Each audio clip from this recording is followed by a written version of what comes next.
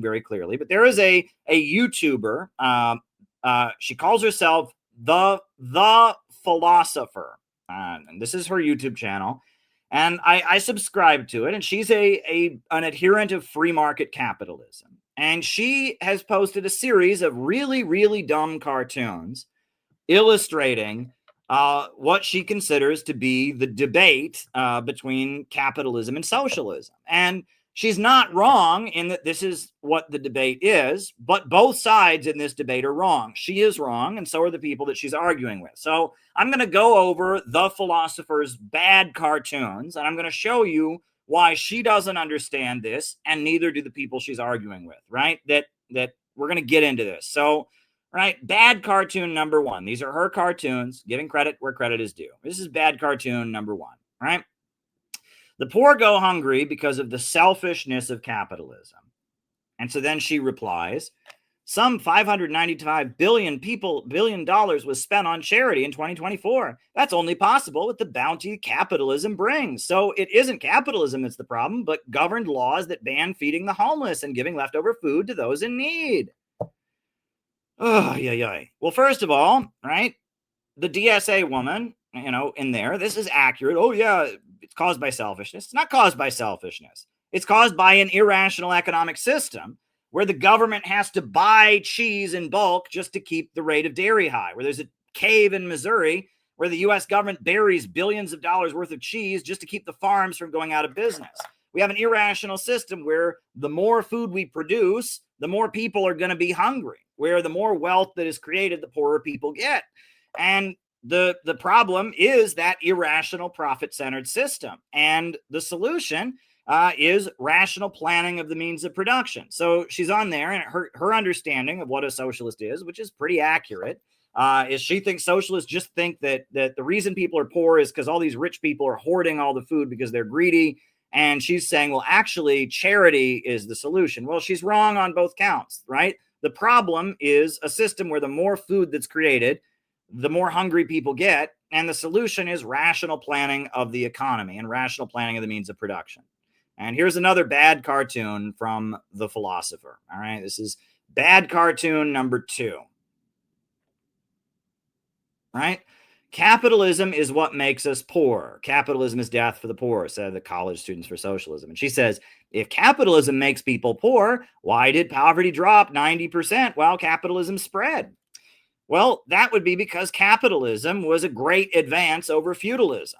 And no one disputes that. Capitalism is a way more efficient way of doing things than feudalism. Europe had way less poverty under feudalism or under capitalism than it did under feudalism. And so we're not arguing that we should go back to feudalism. But what has been the greatest example of poverty alleviation in history? The Chinese Revolution. No country in history has ever eliminated as much poverty as China is. The Chinese Communist Party, with 5-year plans, with central planning, with state-run industries, with a Marxist-Leninist ruling party, has raised 800, probably 900 million people out of poverty. And that was not done with the free market. And how did Russia become a fully industrialized, electrified country with a modern steel industry and a modern oil industry? How did that happen? It happened with socialism. How did Libya have the highest life expectancy on the African continent? How did Libya, have the world's largest irrigation system, the great man-made river, with the Islamic socialism of Gaddafi? I will show you how a country, which was an impoverished country, a backward country, became a superpower that invented space travel and defeated the Nazis, right? And that was done with socialist central planning. Here, I'll put this video clip on of what went on in the Soviet Union. To produce engineers and technicians for the new society was expanded. And the communists said women should have equality with men, with equal pay. Ella Shishtir was one of a new generation of women. Когда Ленин сказал, стране нужна электрификация, а коммунизм это советская... When Lenin said that communism is Soviet power plus electrification, I decided that that was my holy duty. And I didn't want to just draw up plans. I wanted to build an electric power station. That was my mission, and I achieved it.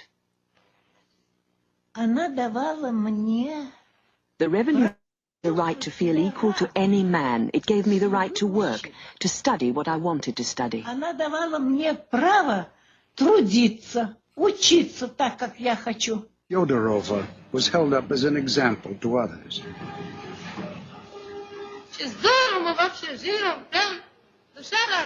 We live so well.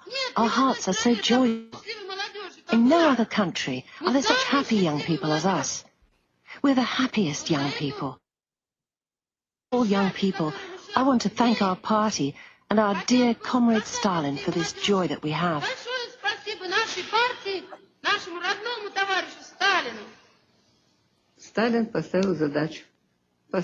Stalin set a task. Build this or build that. And thanks to the fact that people trusted him and this enthusiasm of young people, it was possible. Remember, this was a country where people were illiterate, lived in virtual darkness, wore birch bark shoes, even like something I How was it possible at one of the most difficult times to raise these great construction sites? It was only possible through the unity of the people and the love of the people for their idol. Because for us, Stalin was an idol. How was it possible? This was a country where people wore birch bark shoes, were illiterate, lived in virtual darkness. It was only possible through the unity of the people and the love of their people for their idol, Comrade Stalin. Now, the Soviet Union was a backward, impoverished country, and it became an industrial superpower that invented space travel, that defeated the Nazis, that had full electrification, that wiped out illiteracy. It did that in 2 or 3 years with a socialist central planned economy. She can't acknowledge that. And she wants us to think that just because capitalism spreading, in the 1800s eliminated poverty, that proves that capitalism is the only way. And she can't acknowledge that. She can't acknowledge that before the Chinese Communist Party came to power, China was a backward, impoverished country. And under the leadership of the Chinese Communist Party, it's raised 800 million people out of poverty. It's now the second largest economy in the world. She can't acknowledge any of this, right? It's just that same old trope that we've heard of communism starves millions of people and all of that. And these dumb, woke socialist people, they never can refute it because they believe that garbage. And, they think socialism is when the government gives people free stuff. They think socialism is, an employee stock ownership program. And they can't acknowledge that if you centrally plan the means of production, you can raise a country up very rapidly. And the Soviet Union did that. And China did that. And Libya under Gaddafi did that. And Egypt with Abdel Nasser did that, built the Aswan Dam, the world's largest hydroelectrical power plant in the Middle East at that time. Socialist central planning does eliminate poverty. And the greatest episode of poverty alleviation in history was carried out by the Communist Party of China. So she doesn't understand that. So her notion that only capitalism can eliminate poverty, she's wrong there. Another bad cartoon. All right. Bad cartoon number 3, right? We'll do another bad cartoon. We'll see how many more of these I have. I've got another bad cartoon. All right. All right. Technology is what makes people wealthy, not capitalism.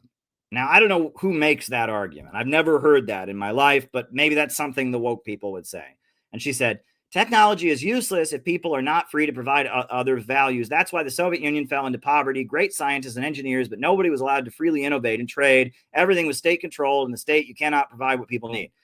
Well, under capitalism, technology creates poverty because it eliminates workers from the assembly line. Why should self-driving cars be a bad thing? I will pull up for you Andrew Yang's quote about if we had self-driving cars under this highly irrational system. Self-driving cars are very, very close to being created, and it would lead to chaos in the streets, right? It doesn't make any sense. I'll put the quote from the New York Times about, it's absolutely crazy. I'll put Andrew Yang, what he put about self-driving cars, that self-driving cars, a great technological advancement under our highly irrational system, would lead to mass poverty.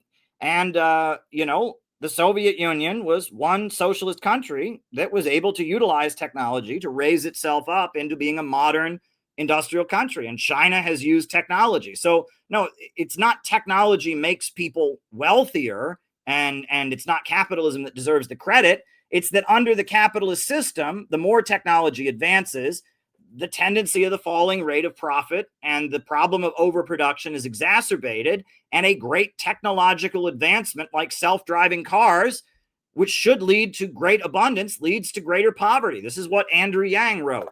Over 3 million Americans work as truck drivers. 94% male, average age 49, average education high school or 1 year of college. Additionally, there are hundreds of communities and over 7 million workers who provide the services to truck drivers, including working at truck stops. Self-driving technology is rapidly becoming sophisticated enough to replace these drivers. Morgan Stanley has projected that autonomous freight will soon have $168 billion per year, right?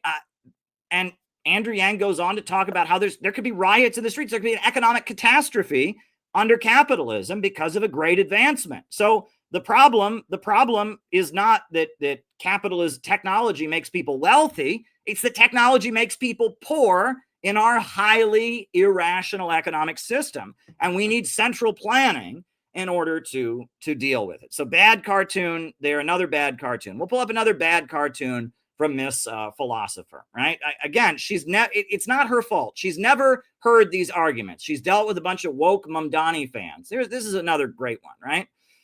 This one pissed me off, right? So she has a bunch of college kids with hammers and sickles saying free healthcare is a human right, free housing is a human right, food is a human right.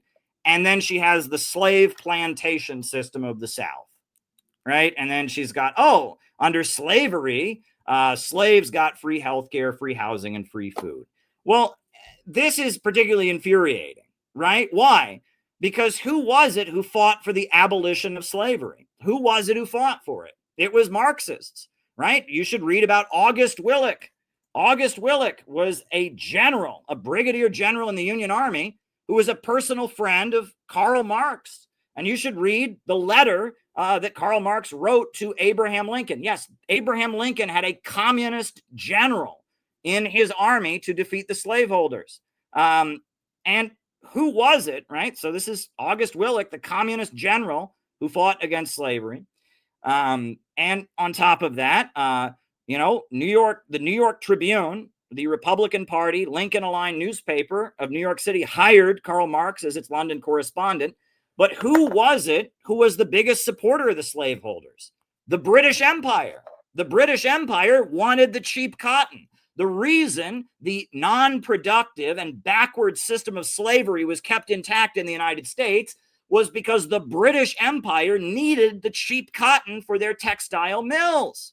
It was the British Empire that needed cheap cotton from the South that backed the Confederacy and tried to support the Confederacy during the Civil War. And it was the Russians who sent their navy to the New York City harbor to threaten the British, to make sure the British didn't try to beat the blockade. Abraham Lincoln was aligned with Karl Marx, was aligned with the labor unions, was aligned with August Willich and Frederick Douglass and Harriet Tubman and all kinds of great radical leftists. And it was the Adam Smith free trade British Empire that wanted to keep the backward mode of production of slavery in effect. So that's another bad cartoon. She's trying to link Marxism to slavery when it was those people with hammers and sickles, people like August Willich, people like Horace Greeley of the New York Tribune who hired Karl Marx, people, like the Russians. They're the ones that defeated slavery. And it was the people promoting the free trade economics that wanted to keep it in effect. So she's forgetting that. So she doesn't know what she's talking about. And it's not her fault, because she's right when she argues against these dumb woke liberals. And she's right. They do make these dumb arguments. They've never heard these kind of arguments, and they want degrowth, and they are anti-wealth. I got to tell you one thing. I have mixed feelings about Mamdani winning the election, right? I have mixed feelings about it. On the one hand, part of me says that it would have been a great thing to vote for him, and part of me says that it would have been an awful thing to vote for him.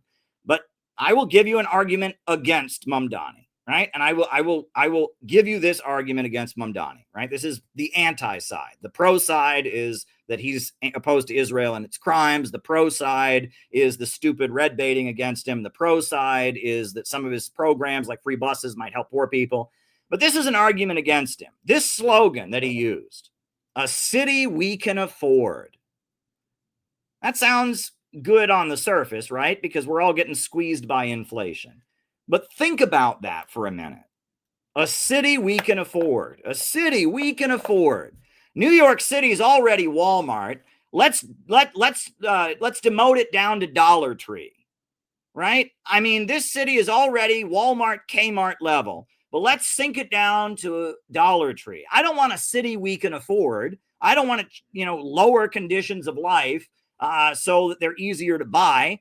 I want a city full of wealthy, productive people. I want a city that will unleash human wealth and creativity. I want a wealthy city. I want a city where we generation and the children, and we unleash human productivity and creativity, and we create vast amounts of wealth. And this is one of my biggest critiques of the woke socialists, is that it's, I want a cheap city I can afford. Fuck this shit. Give me free stuff. Big corporations get free stuff. I want free stuff too. Fuck this. It is pessimistic. It's pessimistic, right? It's my life sucks. And yeah, a lot of people are really struggling right now. No question about it. And corporations and rich people have a better shake. So let's lower things down. Yeah, no, that's pessimism, right? The need is for the unleashing of human creative power and productive forces. The need is for human beings to soar and leap to new bounds. And if your slogan is a city we can afford, this stuff in this city is already shitty, and we're going to make it shittier just so we can afford to pay for it? No, make us wealthier and make more abundance so we can have more prosperity for all. But that is very much that slogan, a city we can afford. That incarnates the degrowth pessimism of woke socialism, right? Fuck this shit. Give me some free stuff. Right? Oh, my life sucks. And that's the celebration of Luigi Mangione. Right? My life sucks, and so I want to punish somebody. I want to kill a CEO. Yeah, my life sucks, but somebody got killed. So yeah, I got some revenge, and now I can go about my normal life just as bitter and miserable and pessimistic as I was, but I got revenge on somebody. Yeah, Luigi didn't change anything in America, but he fucked one of them up. He shot him in the head. It is this pessimistic, stoner, loser mentality, right? I'm just going to sit on my couch and smoke a lot of pot and drink a lot of beer and complain and be miserable. And I want things to be cheap enough that I can pay for them. It is a destructive mindset. If you live your life thinking that way, my life sucks, I just want some free shit, I want shit to be cheaper so I can pay for it, you're going to be a miserable person. And that is not what socialism is. How do you think China became a superpower? Did they become a superpower by everyone saying, oh, all the peasants said, oh, our life sucks, let's kill a landlord, so while our life sucks, a landlord can suffer also? No, they said, we're going to build a whole new China. And they had a revolution, and they implemented 5-year plans, and they built that country up from nothing into a superpower, and they invested in the population. We need to invest in people. People are the source of all wealth. Human labor power is the source of all wealth. We need a government of action that will fight for working families, that will invest in human creative power. The irrationality of the market has left us behind. And they are actively talking about depopulation, Malthusianism, to save their system. I bet Philosopher Girl doesn't understand this, but Marx hated Malthus. Malthusianism, Robert Thomas Malthus, the father of the term overpopulation, was somebody Marx spent pages and pages and pages arguing against. The notion of non-productive consumers, read Theories of Surplus Value. Marx did not accept overpopulation. Marx was opposed to degrowth. And in fact, Marx's vision was for central planning and rational organization of the means of production to get to the point that you could have so much wealth and abundance that the very need for a state would break down. This is what Marx wrote in the Critique of the Goethe Program. In a higher phase of communist society, after the enslaving subordination of the individual and the division of labor, and therewith the antithesis between mental and physical labor has vanished.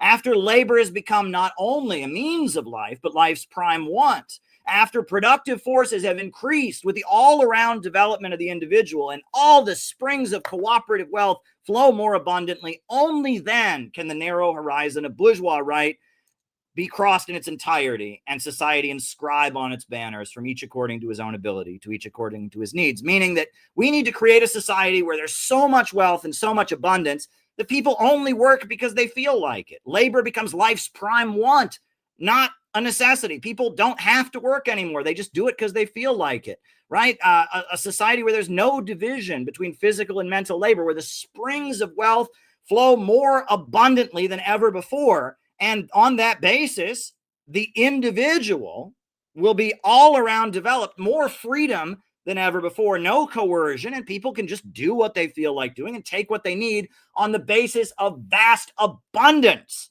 Marx is trying to liberate the means of production from the irrationality of the market to create vast abundance, right? Marx is against the World Economic Forum.